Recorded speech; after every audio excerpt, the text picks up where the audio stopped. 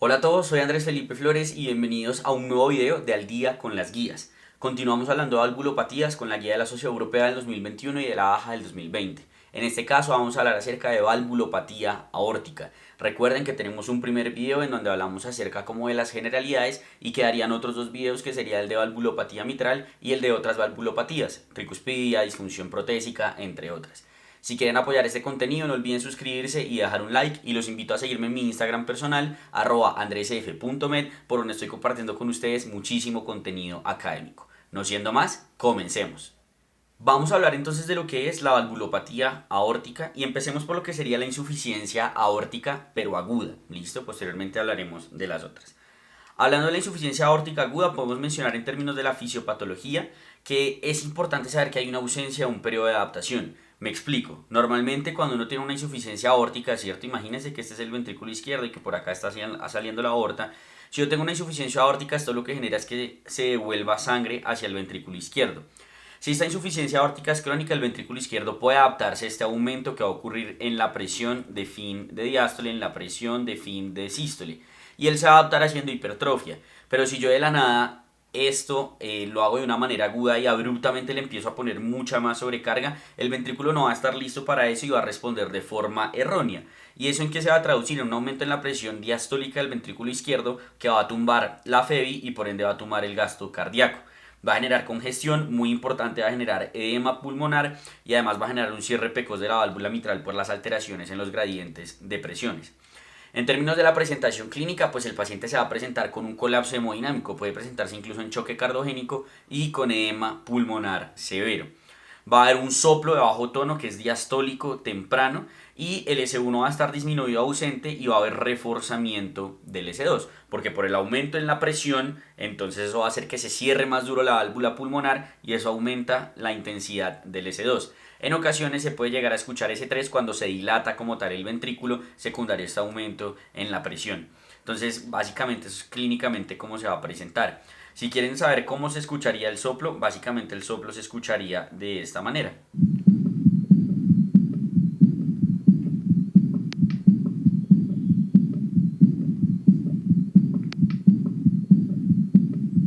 Un soplo diastólico, ¿listo? En términos de la etiología, la razón por la cual esto va a suceder en primer lugar va a ser por endocarditis, lo otro va a ser por síndrome aórtico agudo, en donde pues la disrupción digamos, puede haber una disección como tal de la aorta y eso puede generar una disrupción del funcionamiento de las valvas, va a haber una ruptura de una fenestración congénita de valva, iatrogenia, también por ejemplo cuando se hace inserción de balón intraaórtico en un paciente con choque o cuando se realiza el TAVI, en los pacientes con estenosis aórtica, que eso hablaremos después, cuando hay disfunción de válvula protésica o por trauma torácico. En cuanto al abordaje, el diagnóstico va a ser básicamente por ecocardiograma, que va a determinar la severidad y el manejo, y si uno está sospechando un síndrome aórtico agudo, al paciente uno le va a hacer angiotac o ecocardiograma transesofágico. El cateterismo cardíaco no debe retrasar la intervención. Si bien en el video pasado y en este vamos a mencionar que cuando uno va a operar una estenosis o algo por el estilo, usualmente uno prefiere hacer un cateterismo, una angiografía coronaria previa al procedimiento. Acá esto no debe retrasar la intervención si es de urgencia y el paciente está choqueado. Y en cuanto al manejo, sí o sí es quirúrgico, este paciente no tiene otra opción y temporalmente lo que se hace es manejarle el shock. Se pueden utilizar vasodilatadores, dobutamina, no utilizar balón de contrapulsación aórtica porque esto empeora el gradiente, empeora la cantidad de sangre que retorna y puede deteriorar más la función ventricular. Y hay que tener cuidado porque si es por un síndrome aórtico agudo, pues teóricamente la primera línea de manejo serían los beta bloqueadores, pero tenemos que tener cuidado pues obviamente con el efecto inotrópico negativo en un contexto de un paciente que ya tiene deteriorada la FEBI. Entonces hay que sopesar ahí y jugar como con una balanza de cómo ir dándole a dosis bajas y titulándole a la alta el beta bloqueador. Si continuamos entonces vamos con lo que sería la insuficiencia aórtica. En la insuficiencia aórtica, en términos de epidemiología, podemos mencionar que es normal hasta en el 13% de las personas que haya trazas de regurgitación aórtica, que es eso que en el ecocardiograma uno lee como insuficiencia trivial aórtica. Sin embargo, ya insuficiencia aórtica patológica va a ser leve en el 12,2% de los pacientes mayores de 70 años y va a ser severa en el 2,2% de los mayores de 70 años. En términos de la fisiopatología, aquí nuevamente vamos a tener un aumento en la presión diastólica del ventrículo izquierdo, pero va a ser progresiva, poco a poco. y por eso el ventrículo se va a poder adaptar y la forma en la cual lo va a ser por una hipertrofia excéntrica compensatoria. Esto va a generar que inicialmente haya un aumento en el volumen de eyección compensatorio que logra sacar la cantidad de sangre que se necesita pese a que se devuelva parte de ese gasto cardíaco por la incompetencia que hay de las valvas de la válvula aórtica y esto va a darse hasta que se llegue al punto del compliance máximo del ventrículo izquierdo. Una vez ese llegado, digamos, máximo, pues el paciente va a tener un deterioro de la función ventricular y va a tener ya falla cardíaca con FEBI reducida. O sea, ya se va a dar como el punto final de la adaptación ventricular. Y adicionalmente, esta regurgitación implica una caída rápida de la presión sistólica, porque como rápidamente sale el ventrículo, pero sale la sangre del ventrículo, pero se devuelve, eso va a generar que haya un aumento muy rápido de la presión y caiga muy rápido. Y eso va a generar alteraciones, por ejemplo, de presión de pulso, va a generar alteraciones, por ejemplo, de pulsos al tono, cosas por el estilo, que son múltiples signos que se pueden ver en la insuficiencia aórtica. Entonces, básicamente, ¿qué va a ocurrir aquí? El paciente va a tener una presión sistólica alta, para tratar de compensar ese deterioro que hay del gasto cardíaco por la regurgitación, pero va a tener una presión diastólica muy baja. Y eso lo que va a generar básicamente es que la presión de pulso, esto está mal con ustedes, esté ensanchada. ¿Listo? Esté ensanchada. En términos de la etiología puede ser o problemas intrínsecos de la válvula o por problemas de dilatación aórtica. Si yo tengo acá la válvula aórtica, ¿cierto? Y tengo la aorta saliendo de ahí y la aorta se dilata, pues va a generar que estas valvas no se puedan cerrar bien y por ende va a generar regurgitación. ¿Listo? Entonces puede ser por cualquiera de las dos etiologías. Si miramos la primera, que es la de la etiología valvular, puede ser por calcificación, por degeneración mixedematosa, por alteraciones congénitas, por enfermedad reumática como tal, y ya otras alteraciones como más de valvulopatías, de colagenopatías, enfermedades de tejido conectivo, infecciones, entre otras. Y en términos de dilatación del arco aórtico, pues esto puede ser o por alteraciones congénitas, por ejemplo la valva bicúspide, por alteraciones de colagenopatías como Marfan, infecciones también, entre otras. En general, si uno busca cuál es la etiología más común, en los países desarrollados va a ser la valvulopatía reumática, mientras que en los países en vía de desarrollo va a ser la dilatación aórtica, la aorta bivalva y la calcificación de las valvas. Mil disculpas con ustedes, esto está al revés. Recuerden que la valvulopatía reumática actualmente es prevalente en países en vía de desarrollo. Entonces, en países desarrollados va a ser patología congénita, aorta bivalva, dilatación aórtica, y en países en vía de desarrollo va a ser la valvulopatía reumática. En términos de la presentación clínica, los signos y síntomas pues van a ser signos y síntomas de falla cardíaca ya cuando el paciente sea asintomático, angina de esfuerzo o angina nocturna. Esto debido a que el flujo coronario en estos pacientes pasa a ser de predominio sistólico. Normalmente uno irriga las coronarias en la diástole, pero esto se debe a que la válvula aórtica se cierra y cuando el flujo cae sobre las valvas, de ahí perfunde las coronarias. Pero como estas valvas están insuficientes, el flujo no se queda ahí para perfundir las coronarias, sino que cae. Entonces el flujo coronario empieza a depender de la sístole y por ejemplo cuando hay cosas que aumentan la frecuencia cardíaca o cosas por el estilo, pues va a favorecer la realización o el desarrollo como tal de la angina. Puede dar signos clínicos específicos que ya vamos a hablar de ellos, desplazamiento del punto de máximo impulso, frémito puede haber y a nivel de auscultación vamos a tener evidentemente un soplo. Recuerden que como debería estar cerrada la válvula aórtica durante la diástole, el soplo que se va a dar entonces pues es diastólico y va a ser un soplo que se conoce como regurgitante. ¿Qué quiere decir un soplo regurgitante? Que si uno toma la diástole, es decir, si cojo acá el S2 y acá está pesando el S1, el soplo va a estar todo el tiempo, va a ser holodiastólico. Eso quiere decir regurgitante. La duración del soplo habla de la severidad y al final incluso podría llegar a abolirse. Si ya es tanta la regurgitación que el gradiente de presiones entre la aorta y el ventrículo se iguala, pues deja de soplar porque deja de haber ruido. ¿Listo? Y el soplo se puede irradiar al ápex o puede tener un componente sistólico en algunas ocasiones. Y en términos de los ruidos cardíacos, va a haber en muchas ocasiones una disminución en la intensidad del S2 y puede haber S3 cuando ya se dé ese punto final de la remodelación cardíaca, que va a ser la dilatación del ventrículo izquierdo. Entonces, básicamente así va a sonar en la auscultación este soplo. Fíjense que suena toda la diástole, incluso aquí tiene algo de componente sistólico ahí después del S1, como pueden ver en la gráfica.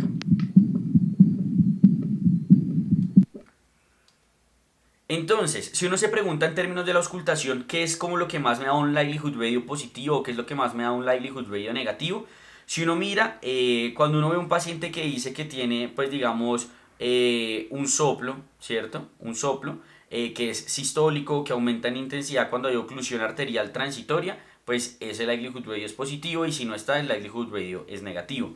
Cuando tiene el soplo de Austin Flint, que esa es la irradiación al ápex como tal del soplo. Fíjense que puede tener un likelihood radio de hasta 25 y negativo de 0,5.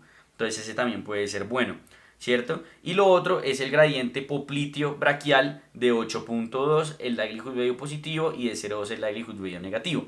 Que es el gradiente popliteo braquial, que si yo le tomo la presión arterial sistólica en el brazo versus la pierna y las divido, si la relación o la diferencia entre estas es mayor a 20 milímetros de mercurio, pues eso me habla de una posible insuficiencia aórtica. En cuanto a los signos clínicos, digamos que esta es la valvulopatía a la cual más se le han descrito signos clínicos específicos. Entre ellos alteraciones del pulso, como el pulso de Corrijano de martillo de agua, que es un pulso que es de gran amplitud pero de corta duración, más o menos como la presión sistólica en esos pacientes. Sube muy rápido pero cae también rápidamente.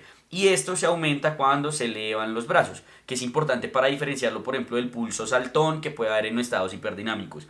Cuando uno eleva el brazo, el pulso de Corrijano martillo de agua aumenta aún más, mientras que cuando es por un estado hiperdinámico se mantiene igual. Existe otro como el signo de Muset, que es el movimiento de la cabeza con los latidos cardíacos, el signo del Traube, que es un pulso audible en las arterias femorales, el signo de Durocies, que es un soplo sistodiastólico al comprimir parcialmente la arteria femoral, el signo de Quincke, que es que cuando uno ve aquí los capilares de las uñas se ve pues digamos, las pulsaciones. El signo de Müller, que es que uno le abre la boca al paciente y la úvula se mueve con las pulsaciones. El signo de Becker, que es pulsación de las arterias retinianas pues al fondo de ojo. El signo de Landolfi, que es la constricción y dilatación pupilar con las pulsaciones o con los latidos cardíacos. El signo de Hill, que es precisamente ese gradiente brachiopopliteo mayor a 20 milímetros de mercurio. Signo de Meine, que es caída de más de 20 milímetros de mercurio de la diastólica al elevar el brazo. Signo de Rosenbach, que son pulsaciones sistólicas en el hígado. Y de Gerhardt, que son pulsaciones sistólicas en el vaso. Ahora, si uno mira de todos estos signos cuál realmente es útil en la práctica clínica y me puede ayudar a definir si un paciente tiene o no insuficiencia aórtica, realmente el único que ahí más o menos alcanza a tener algo de sensibilidad y de especificidad es el signo de Hill. Tiene una especificidad entre el 71 y el 100% y la sensibilidad, bueno, de 0 al 100. Mientras que los otros miren, Corrijan 16, Durocies 35 a 100. Entonces cuando uno mira realmente en los estudios quizá el que más se encuentra es el de Hill, que también vieron ustedes que en el artículo del JAMA tenía un likelihood radio positivo. Recuerden que el de Hill es ese gradiente brachiopopliteo superior a 20 milímetros de mercurio.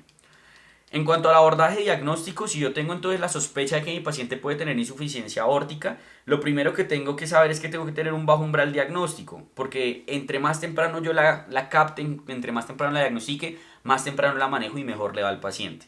El ecocardiograma pues va a ser el examen de elección para confirmarla, estadificarla y demás, y cuando uno sospecha que hay alteraciones en la aorta pues es obligatorio hacer un angiotac. Se puede hacer prueba de ejercicio si no es clara la sintomatología para determinar si la valvulopatía es o no sintomática, o sea, si hace por ejemplo angina de esfuerzo o cosas por el estilo. Y otras imágenes como el eco transesofágico, la resonancia, van a ser únicamente cuando lo previo no haya servido. En cuanto al ecocardiograma, pues el ecocardiograma me puede determinar la etiología, puede ver si hay aorta bivalva, puede ver si hay dilatación de la raíz aórtica, cosas por el estilo. Y además pues digamos que a través del ecocardiograma uno determina las medidas que permiten estadificar la insuficiencia aórtica en leve, moderada o severa. Y es importante, siempre que uno tiene una insuficiencia aórtica, de una vez se tiene que ir a ver las medidas de la aorta. Tiene que ver cuál es la medida de la raíz, porque si es mayor a 45 el anillo de Valsalva está dilatada, y de la tubular ascendente, porque debe medir entre 40 y 45 como tal el seno coronario. Entonces pues es importante tener eso en cuenta. ¿Qué cosas me van a decir entonces en severidad o qué cosas me van a decir que el paciente tiene una valvulopatía severa?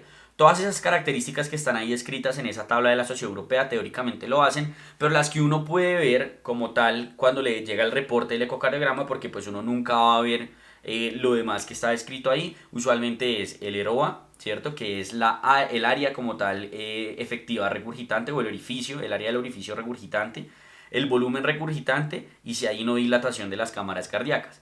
Entonces si el EROA es mayor a 30, si el volumen regurgitante es mayor a 60 o si hay dilatación del ventrículo izquierdo, ese paciente tiene una insuficiencia aórtica severa.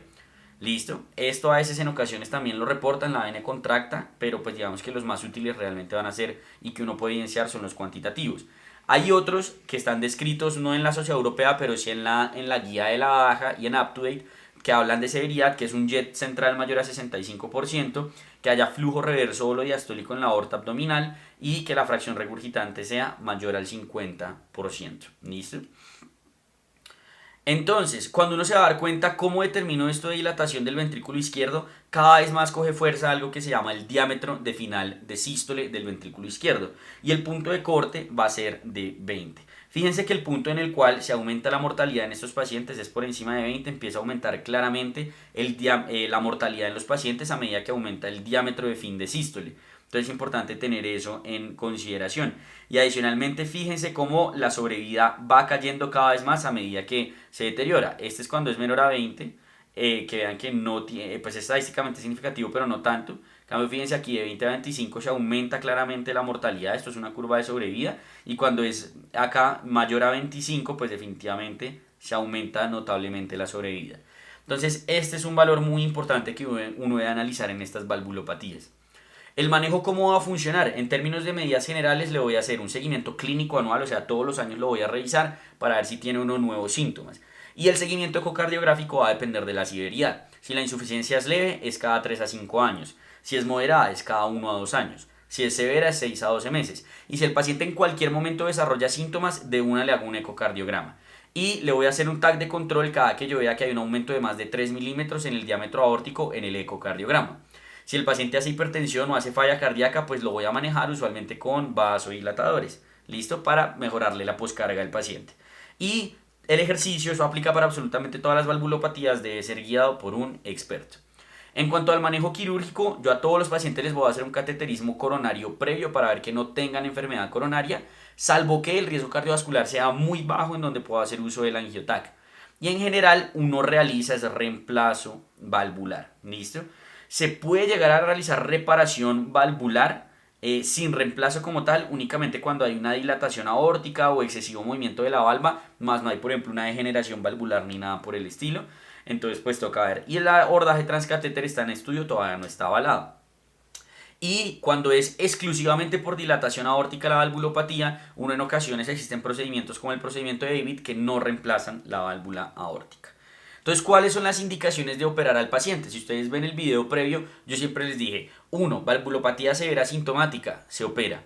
2. Valvulopatía severa que tenga fe deprimida, se opera. 3. Valvulopatía severa que no tenga fe deprimida pero tenga remodelación del ventrículo, como un volumen de fin de diástole mayor a 20, se opera. ¿Listo? Ahora, los pacientes que van a ser llevados a cirugías de alguna otra válvula, se operan. ¿Listo? Y cuando el paciente tiene valvulopatía severa, no tiene ninguna de las anteriores, pero uno dice, oiga, de pronto la cosa mejora, se opera. ¿Listo? También si tiene dilatación progresiva, si yo veo que el paciente empezó y se está dilatando y ahora tiene un diámetro mayor a 65, ojo, este 20 es indexado porque vean que es por milímetro cuadrado, o sea, es por superficie corporal, este simplemente es más de 65 milímetros. Uno debería considerar operarlo. Esta es una recomendación como tal, pues, de la baja. Ahora, cuando no tiene valvulopatía severa, pero sí tiene dilatación aórtica, entonces, ¿cuándo voy a operar a esos pacientes? Entonces, todo paciente que tenga una dilatación mayor a 55 milímetros, se opera. Todo paciente que tenga o Marfan o alguna de estas dos mutaciones y el diámetro sea mayor a 45 milímetros, se opera. Y si tiene valva bicúspide o si tiene otros factores de riesgo o coartación aórtica y está mayor a 50 milímetros, también se operan esos pacientes. Y esas serían las recomendaciones de operarlo. Fíjense acá cómo es muy importante lo que les decía de que ojalá uno los opere antes de que hagan los síntomas. Ojalá que esta sea la última a la que uno llegue. Que uno lo coja acá, o lo coja acá, o lo coja acá. Porque fíjense cómo cuando el paciente tiene NIHA 1 versus cuando tiene NIHA 3 o 4 y se opera, definitivamente les va peor. Esto es curva de mortalidad. Fíjense cómo les va peor al verdecito, que son los pacientes que estaban sintomáticos antes de operarlos. Y de igual manera, fíjense cómo la FEBI también importa para la mortalidad. Fíjense cómo es mayor, casi cercana a 2 en los pacientes con FEBI de 45% y queda casi nulo ahí. Vean que acá cruza la unidad del intervalo de confianza por encima de 55%. De igual manera, fíjense cómo el diámetro de fin de diástole también empieza a tener importancia y cruza el valor de la unidad más o menos aquí. como en 20. Entonces por encima de 20, a medida que yo lo opere de forma más temprana, pues mejor le va en términos de mortalidad a esos pacientes. En cuanto a cómo le da a estos pacientes, esto también es un estudio que cogió a los pacientes cuando se operaban de forma temprana, que eran asintomáticos con buena FEBI, o cuando se operaban tarde, que eran sintomáticos con FEBI deprimida o con un diámetro de fin de sístole mayor a 55 milímetros. Y realmente cuando uno se da cuenta, a los pacientes definitivamente les fue peor. Vean el grupo A versus el grupo B en términos de supervivencia. O sea, estos pacientes se morían muchísimo más con una P estadísticamente significativa. Y no solo es eso, sino que cuando el paciente se opera, el corazón responde mucho mejor cuando es temprano a cuando es tarde. Fíjense cómo los volúmenes de fin de diástole, de fin de sístole y la fracción de eyección son mucho mejor en los pacientes del grupo A que en los pacientes del grupo B. Entonces eso es muy importante tenerlo en cuenta. En resumen, ¿cómo vamos a manejar esos pacientes? Si el paciente tiene regurgitación aórtica y tiene un diámetro muy elevado de la aorta, 55 cualquier paciente, 50 aorta bivalva o coartación, 45 Marfan o alguna colagenopatía, se opera. Si el paciente tiene una regurgitación aórtica severa y tiene síntomas, se opera. Y si no tiene síntomas, pero tiene FEBI deprimida, tiene un diámetro de fin de diástole mayor a 25, aunque en realidad uno debería considerarlo desde 20 milímetros de mercurio, se opera. ¿Listo? De resto, se le hace seguimiento conforme a como mencionamos. Aquí tenemos este resumen de la guía de la baja, en donde nos hablan básicamente de lo mismo. Vean, regurgitación aórtica, si es moderada y se va a hacer otra cirugía, considere de pronto hacerla. Si es severa y es sintomática, se opera. Si es asintomática y tiene FEBI deprimida, se va a llevar a otra cirugía, tiene aumento del diámetro de fin de diástole, se opera. Y si es progresiva, que es lo que les había dicho que es una recomendación adicional de la baja, comparando con la europea, también se opera. En cuanto a la aorta bivalva, que es algo que uno se puede llegar a encontrar de manera bastante frecuente, en la aorta bivalva uno lo que tiene que hacer es que apenas la encuentra, de por sí le haces, digamos, como screening a todos los familiares de primer grado. Uno le hace un ecocardiograma transtorácico incluyendo las mediciones de la dilatación de la aorta, porque recuerden que en esos pacientes uno los opera desde 50 milímetros. Entonces uno mira el diámetro de la aorta, si el diámetro de la aorta está mayor a 4 centímetros, uno le hace seguimiento periódico, ¿cierto? Ahora, si es una aorta bivalva pero ya la operaron, pues nada, uno simplemente le hace seguimiento para verificar que no se vuelva mayor a 4 centímetros el diámetro, ¿listo? Una vez uno tiene entonces el diagnóstico y si es mayor a 55 o mayor a 50 milímetros, uno de esos pacientes les va a hacer reemplazo aórtico. Si tiene otra indicación de reemplazo, se operan y si no, usualmente uno los aguanta. En términos del pronóstico, cuando el paciente tiene FEBI mayor a 50% y tiene un diámetro de fin de diástole no indexado de 41 a 49, la mortalidad anual es del 1 al 2%. Pero fíjense cómo cuando la FEBI es menor al 50% o el diámetro se aumenta a 50 o a 25 indexado, al año 19% requieren cirugía. NIHA 2 la mortalidad anual es de 6%, 3 y 4 mortalidad anual de 25%.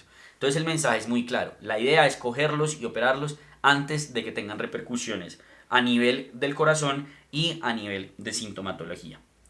Continuemos entonces con lo que es la estenosis aórtica. Cuando hablamos de estenosis aórtica en términos de epidemiología podemos decir que varía según la edad y evidentemente pues aumenta a medida que aumenta la edad. 50 a 60 años 0.2%, mientras que 9.8% de 80 a 90 años. 50% de esas estenosis que llegan a requerir manejo quirúrgico tienen de base una aorta bivalva. Entonces ustedes les preguntan con qué se asocia más la aorta bivalva, realmente es más con estenosis que con insuficiencia. En cuanto a la fisiopatología, la estenosis va a generar repercusión hemodinámica cuando se angosta más de 50% el orificio normal de salida que tiene la válvula aórtica. Y como esto lo que hace es aumentar la poscarga, el ventrículo va a responder con hipertrofia concéntrica para vencer ese aumento de la poscarga. Esa hipertrofia concéntrica se va a dar hasta que llegue a un compliance máximo y finalmente eso ya no va a servir y va a generar una disfunción diastólica y posteriormente sistólica. Y ahí el paciente hace falla cardíaca. En cuanto a la etiología, las tres causas más comunes son la aorta bivalva univalva, seguido de la calcificación de la válvula nativa y finalmente la enfermedad reumática. Hay otras etiologías menos frecuentes como lupus, como alcaptonuria, como enfermedades metabólicas tipo Fabry o alteraciones del metabolismo del calcio que generen una calcificación severa de la valva. En cuanto a la historia natural de la enfermedad, digamos que a nivel ecocardiográfico suele ir progresando por año. Hay un aumento en el gradiente de 3 a 7 milímetros por año, una disminución del tamaño del área de 0.1 centímetros cuadrados por año y hay un incremento en la velocidad de salida de 0.3 milímetros de segundo por año. ¿Listo? Y en general cuando uno mira a los pacientes que tienen una estenosis aórtica leve, suelen estar libres de síntomas en los siguientes 5 años. ¿Listo? Más o menos es en los siguientes 5 años. Posterior a eso, sí, definitivamente los pacientes empiezan a tener sintomatología. En cuanto a la presentación clínica de estos pacientes, los signos y síntomas que suelen tener, la tríada clásica que se describe en los libros es falla cardíaca, síncope y angina. Sin embargo, esta tríada es terminal. O sea, si uno tiene un paciente con los 3 síntomas, le queda muy poquito de vida a ese paciente si no le hacen cirugía de manera temprana. Como actualmente ya casi no se llega ahí, sino que se trata de diagnosticar más temprano, uno usualmente lo pesca cuando empiezan a hacer disnea de esfuerzo, síncope, presíncope o angina únicamente con el esfuerzo. ¿Listo? Si se dan cuenta, pues estos síntomas también pueden ser de una enfermedad, un síndrome coronario crónico. Por eso uno siempre tiene que estar seguro de que los síntomas son por la estenosis y no por alguna otra enfermedad. Y usualmente a nivel del pulso uno va a encontrar un pulso que se llama un pulso parvus et tardus, que es un pulso que es de baja amplitud y es prolongado. ¿Listo? Un pulso lento, prolongado, de baja amplitud. En términos de la auscultación, lo que yo voy a encontrar pues es un soplo sistólico, porque la válvula aórtica debería estar abierta, pero está cerrada, o pues por lo menos no está tan abierta como debería. Y el soplo sistólico va a ser eyectivo. ¿Listo? Lo que quiere decir un soplo sistólico eyectivo es que imagínense, yo tengo acá el S1, yo tengo acá el S2 y ese soplo empieza no directamente en el S1 sino un tris después, ¿cierto? Porque se cierran las válvulas auriculoventriculares, luego hay un periodo de tiempo de contracción isovolumétrica y luego sí se da la contracción ya con las válvulas abiertas. Y ese soplo empieza duro y empieza a bajar, que es un soplo decreciendo, ¿listo? Entonces eso quiere decir un soplo sistólico eyectivo. Entre más tardío y más duro indica mayor severidad, ¿listo?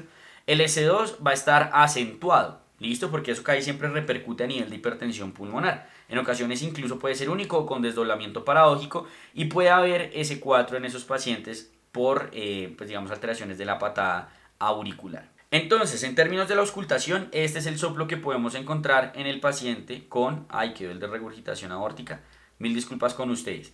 Pero bueno, este no es, pero imagínense un soplo sistólico, ¿listo? Sistólico. Si van a mi video de auscultación, ahí lo pueden encontrar, a mi video de auscultación que tenemos acá en el canal. En cuanto a los hallazgos que podemos encontrar en el examen físico de estos pacientes, pues aquí podemos encontrar varios. Fíjense aquí, el likelihood radio puede ser positivo, puede ser negativo, etcétera. Aquellas cosas que nos hablan, digamos, como de que podrían estar relacionados especialmente con alteraciones en la auscultación. Por ejemplo, fíjense tener un S4, tienen likelihood radio positivo y negativo, pues que no cruzan como tal la unidad. Que aumente como tal con la maniobra de Valsalva, realmente fíjense que no es tan útil, que es algo que pues se suele describir bastante. Disminución como tal o ausencia del S2, también fíjense que tiene un buen likelihood radio positivo y un buen likelihood radio negativo. Entonces pues ahí puede estar qué tan alto se da como el pico, por así decirlo, del soplo o de la intensidad del soplo. Cuando es tardío, vean que también tiene un mejor likelihood radio porque eso me habla de mayor severidad en esos pacientes. Y la irradiación a la carótida, fíjense que también tiene un likelihood radio positivo y negativo que no cruzan la unidad. En términos de pronóstico, yo les había dicho en el video pasado que todas las valvulopatías en los síntomas es un signo minoso. Eso quiere decir que se van a morir más rápido, pero eso es particularmente cierto para los pacientes con estenosis aórtica. Cuando esos pacientes hacen angina, tienen una sobrevida promedio de 2 a 4.7 años. Si hacen síncope, de 0.8 a 3.8 años. Y si hacen falla cardíaca, de 0.5 a 2.8 años. Se habla que cuando hacen síntomas, esos pacientes, el 50% están muertos al año. Entonces es algo bastante grave y es algo bastante importante y ojalá uno los cogiera pues antes de que hicieran síntomas. Hacen múltiples complicaciones, falla cardíaca, hipertensión pulmonar, muerte súbita porque pueden hacer reflejos cardioinhibitorios, disminuciones en contractilidad, bradicardias patológicas, fibrilación auricular. También puede haber endocarditis, especialmente en aorta y valva. Puede haber coagulopatía porque estos pacientes hacen disrupción de los multímeros de von Willebrand y eso hace que ellos sangren más. Y por eso, a pesar de que muchos pacientes tienen angiodisplasias intestinales que no les sangran, aquí les sangran más y cuando uno encuentra angiodisplasias intestinales sangrantes en un paciente con estenosis aórtica, eso se llama el síndrome de Heyde. Dato curioso si quieren destacar en una revista. Pero como les digo, realmente no es que la estenosis genere angiodisplasias, sino que hace que sangren más y entonces se diagnostican más. El riesgo embólico es realmente bajo si uno lo comparara con una valvulopatía mitral. En cuanto al abordaje diagnóstico, pues el ecocardiograma va a ser la prueba de elección, el eco-TE, la resonancia, la ventriculografía van a ser únicamente si son necesarios. La angiografía coronaria va a ser importante si es sintomático, para determinar si los síntomas son por la estenosis o es porque el paciente tiene enfermedad coronaria, y la prueba de ejercicio va a ser muy útil para determinar si el paciente verdaderamente es asintomático y también tiene un papel pronóstico importante en estos pacientes. ¿Listo? Por ejemplo, la ausencia de respuesta presora o cosas por el estilo en estos pacientes habla de mal pronóstico. ¿Qué significa ausencia de respuesta presora? Que no hagan hipertensión en el ejercicio. En el ecocardiograma pues puedo encontrar la etiología, la aorta bivalva, la calcificación, puedo encontrar el movimiento sistólico en forma de domo, que también puede hablar de reumatismo, y voy a encontrar disminución del volumen máximo del nivel aórtico, del área valvular, de la función del ventrículo izquierdo, y voy a encontrar un aumento como tal en el gradiente de presión y la dimensión del ventrículo izquierdo. Entonces, ¿qué es eso del gradiente? Que pues lo he mencionado bastante y quizá algunos no saben. Imagínense acá el ventrículo izquierdo y acá la salida de la aorta, ¿cierto? Entonces el ventrículo izquierdo tiene una presión sistólica máxima a la que llega y la aorta también tiene una presión sistólica. Cuando la estenosis es muy severa, pues este ventrículo va a tener que hacer una presión muy alta para poder sacar sangre, ¿cierto? Entonces, si uno le hablan de que uno tiene un gradiente, por ejemplo, pico de 20, eso quiere decir que si por ejemplo la presión sistólica de mi paciente es 120, el ventrículo tuvo que hacer 20 milímetros más para poder sacarlo. Es decir, que la presión sistólica máxima que está haciendo ese ventrículo es de 140 milímetros de mercurio. ¿Listo? Más o menos eso es lo que quiere decir. Si uno tiene un gradiente de 95, pues es tremendo, ¿sí? Cosas por el estilo. Entonces el gradiente es bastante importante para determinar qué tan severa es la estenosis. La prueba de ejercicio, como les decía, pues es muy importante. Hay varios criterios para determinar si es positivo o no, como que desarrollen disnea, angina, presíncope o cosas por el estilo. Que haya aumento en la presión sistólica es importante, pero si no logra llegar al 80% de la frecuencia cardíaca predicha, cosas por el estilo, pues también son alteraciones a nivel de la prueba de ejercicio. Entonces, cuando yo diagnostico, yo puedo clasificar la estenosis aórtica en 4 grupos. La de alto gradiente, que es aquella que tiene un gradiente medio mayor a 40, con una velocidad pico mayor a 4 milímetros y una área valvular pequeña, menor a 1 centímetro cuadrado. Y eso es una estenosis aórtica severa, ¿listo? No me importa cómo esté la FEBI, eso ya es una estenosis aórtica severa. Pero también me puedo llegar a encontrar un paciente que tiene una estenosis aórtica que yo pensaría que es severa porque tiene un área muy pequeña, pero que tiene un gradiente menor a 40, pero también tiene una FEBI menor a 50. Entonces, ¿qué es lo que pasa acá? Como el paciente tiene ya disfunción ventricular izquierda, eso puede estarme alterando esta medida de este gradiente, porque el ventrículo no está haciendo la fuerza que normalmente haría para vencer la estenosis aórtica. Entonces ahí uno puede hacer ecoestrés dobutamina y con eso determina si es una estenosis aórtica severa o si más bien es una pseudoestenosis aórtica severa. Puedo tenerla de bajo flujo y bajo gradiente, pero con FEBI preservada, y ahí yo tengo que descartar otras etiologías. Puedo tener flujo normal, gradiente bajo con FEBI preservada, y eso usualmente es una estenosis aórtica ya moderada o leve. Eso es más o menos como uno la puede clasificar ecocardiográficamente. Hay distintos diagnósticos diferenciales porque hay patologías supravalvulares o subvalvulares como membranas, puentes fibromusculares, deformidades congénitas que pueden tener comportamiento de estenosis aórtica. Entonces, en el ecocardiograma, pues digamos que yo lo que voy a tratar de identificar son precisamente todos estos hallazgos que estábamos mencionando. Entonces uno va a ver la velocidad y va a ver el gradiente para con eso determinar si es de alto gradiente y de alto flujo. Si es de alto gradiente y de alto flujo, pues es una estenosis aórtica severa. Si por el contrario el gradiente es bajo, la velocidad es baja, pero el área valvular es menor a 1, pues tengo que ver porque entonces ahí tengo que hacer el ecoestrés dobutamina. Mientras que si no tengo un área valvular muy baja, pues es una estenosis aórtica moderada. Entonces con eso yo defino el flujo y miro si le hago el ecoestrés dobutamina, y con el ecoestrés dobutamina voy a poder determinar si es una estenosis aórtica severa o si es una pseudoseveridad de estenosis aórtica. En cuanto al manejo, realmente las medidas generales que voy a hacer es seguimiento clínico anual, el ecocardiográfico leve sin calcificaciones cada 2 a 3 años, si es moderada sin calcificación cada 1 a 2 años y si es severa es cada 6 a 12 meses. Si tiene calcificación significativa es anual en estos dos escenarios. Ante cualquier cambio de síntomas, de una le hago esto, y esto está mal, qué pena con ustedes, me quedó copiado de la pasada. Voy a hacer manejo de falla cardíaca, de fibrilación auricular, de hipertensión arterial, muy importante. Y es muy importante tener un adecuado control de la tensión arterial al realizar el ecocardiograma. Porque ¿qué es lo que pasa? Si yo estoy haciendo el ecocardiograma y estoy midiendo ese gradiente que les expliqué ahorita, pero yo tengo un paciente que está hipertenso, imagínense que tiene una presión arterial sistólica de 180, pues el paciente, además del aumento en la poscarga que está haciendo la estenosis que tiene acá a nivel aórtico, esto también le está aumentando la poscarga y eso puede hacer que tenga un gradiente más alto del que normalmente tiene. Entonces uno primero le regula la tensión arterial para que el gradiente que uno esté viendo esté únicamente influenciado por la estenosis aórtica. En cuanto al manejo quirúrgico, pues le voy a hacer cateterismo coronario previo, salvo que tenga un muy bajo riesgo cardiovascular, le puedo hacer angiotac de coronarias. Uno de urgencia puede considerar hacer dilatación o TAVI, ¿listo? Pero algo importante es que la dilatación nunca va a ser un manejo definitivo, uno siempre tiene que hacer algo más, sea manejo quirúrgico o TAVI. El manejo puede ser con reemplazo o puede ser con TAVI y eso que lo va a determinar el riesgo quirúrgico. Inicialmente el TAVI se estudió sobre todo en pacientes con riesgo quirúrgico prohibitivo, o sea que no se podían operar y entonces le hacían manejo percutáneo. Pero actualmente el TAVI también se ha estudiado en riesgo moderado o riesgo bajo y le va prácticamente igual que al reemplazo y obviamente con menos desenlaces adversos. Y es muy importante que si yo voy a hacer un manejo quirúrgico en estos pacientes, deben tener por lo menos más de un año de expectativa de vida. Entonces, ¿cuáles van a ser las indicaciones para operar? Algo importante, qué pena con ustedes, el TAVI, ¿qué es? Por si no saben, el TAVI básicamente es que se meten acá vía, pues digamos como transcatéter y aquí lo que hacen es a través de un catéter, tienen una válvula acá toda amarrada y acá la sueltan y la inflan. Y la válvula fractura, por así decirlo, y rompe la válvula normal que tenía el paciente y deja la válvula protésica ahí puesta. Las indicaciones para operar entonces va a ser todo paciente que tenga estenosis aórtica sintomática severa. ¿Listo? Lo voy a operar. ¿Listo? Siempre, siempre muy importante que tenga estenosis aórtica severa, que tenga reducción de la FEBI o que con el ecoestrés de butamina yo confirme que es severa. Ahí yo lo voy a realizar. ¿Listo? En esos pacientes.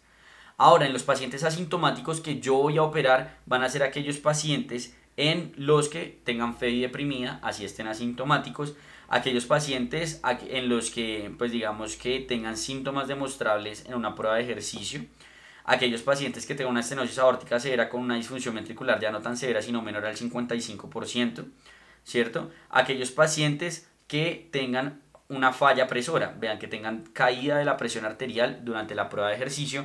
Y aquí hay otras consideraciones que puedo encontrar, que la estenosis aórtica sea muy severa, gradiente medio mayor a 60, una velocidad máxima mayor a 50, que tenga una calcificación severa y fíjense lo que yo les había dicho en el primer video del BNP. Si tiene niveles elevados de BNP también considero operarlo.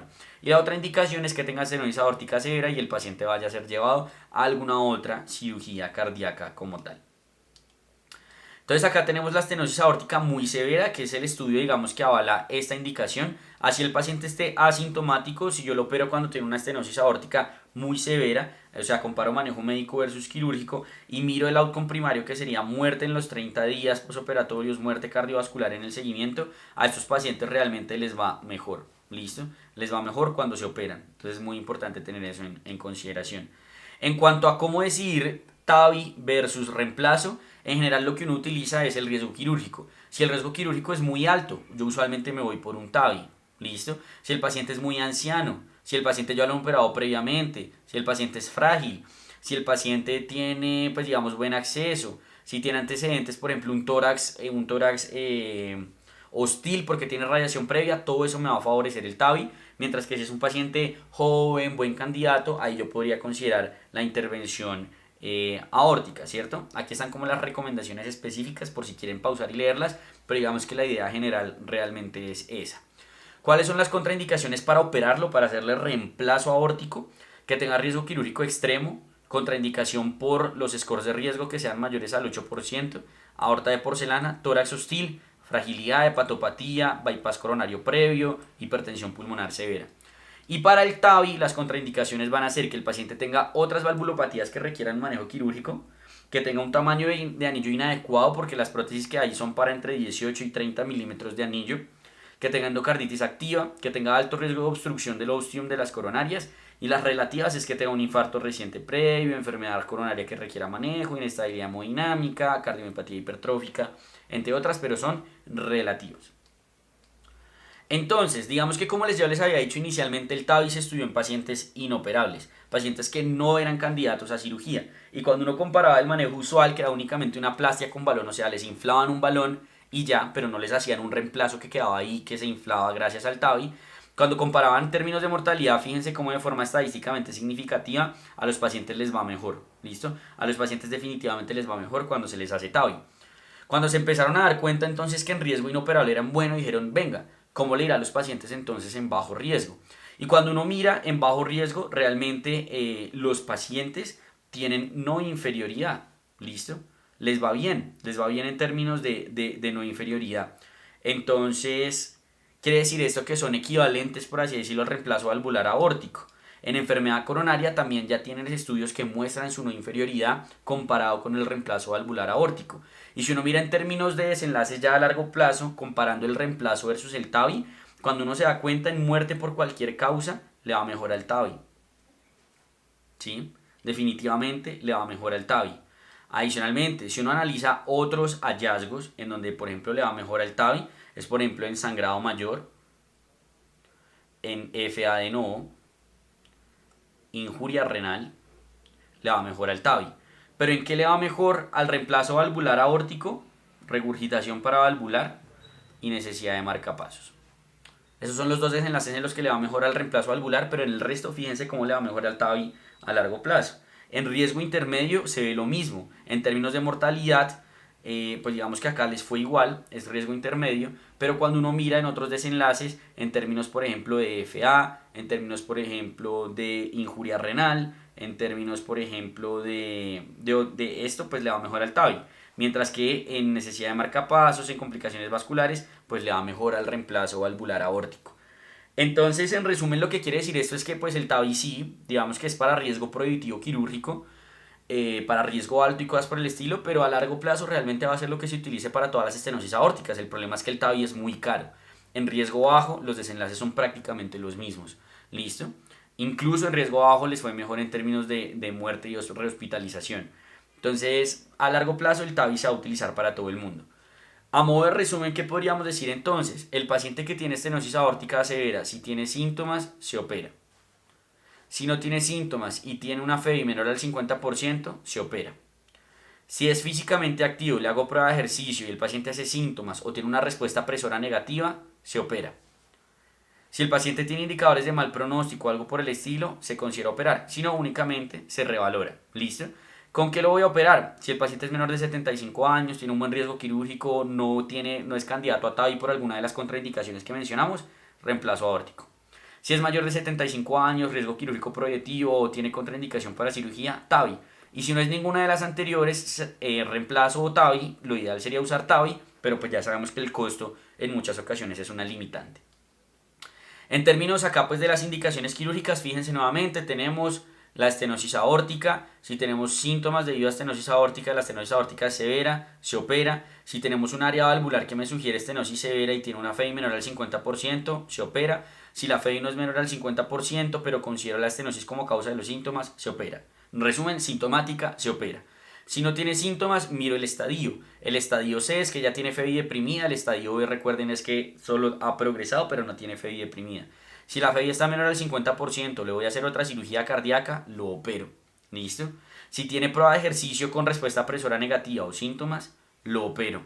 ¿Listo? Si el paciente va a hacer ya otra cirugía cardíaca, si vaya a ser estadio B, también considero operarlo. ¿Listo? Entonces, en resumen, fíjense que es como la indicación que uno va a tener en general de operar a esos pacientes. En términos de factores pronósticos, la velocidad de llegada aórtica y el área valvular, el grado de calcificación, la edad, el género masculino, la causa, siendo peor el pronóstico de la univalva y luego de la biovalva, que el paciente tenga hipercolesterolemia, insuficiencia renal, hipercalcemia, tabaquismo, síndrome metabólico, diabetes mellitus, implican que el paciente tiene un peor pronóstico. Y esto era todo lo que tenía para comentarles respecto a valvulopatía aórtica. Espero el video les haya gustado. Dejen sus preguntas en los comentarios y nos vemos en una próxima ocasión. Si quieren seguir aprendiendo con nosotros, denle click al video en sus pantallas.